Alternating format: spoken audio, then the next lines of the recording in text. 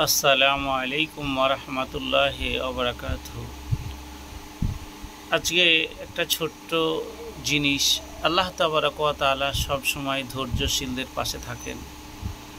তার একটা উদাহরণ, আল্লাহ তাবারাক ওয়া তাআলা বলেছেন, আমি মানুষের সুখে দুঃখে আনন্দ উপভোগে সবসময় মানুষের পাশে থাকি। তাহলে আল্লাহ তাবারাক ওয়া তাআলা মানুষের পাশে থাকে, সেটা আমরা কিভাবে বুঝব? একটা ক্ষুদ্রতম প্রাণী, তার নাম হচ্ছে পিপীলিকা। আল্লাহ তাবারাক ওয়া তাআলা বলেছেন যে একটা পিপীলিকা যখন চলে তার পাওয়ার আওয়াজ কোনো প্রাণী বা কেউ শুনতে পায় না। আমি আল্লাহ তাবারাক ওয়া তাআলা 7 আসমানের উপর থেকে কিন্তু আমি সেটা শুনতে পাই।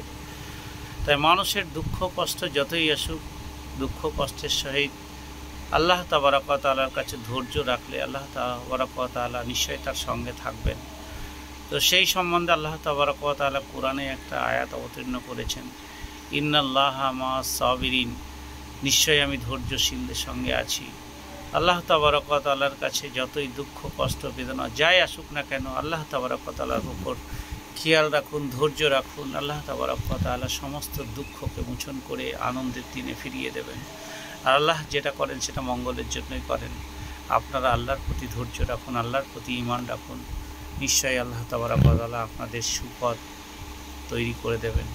আসসালামু আলাইকুম। আজকে এই পর্যন্ত।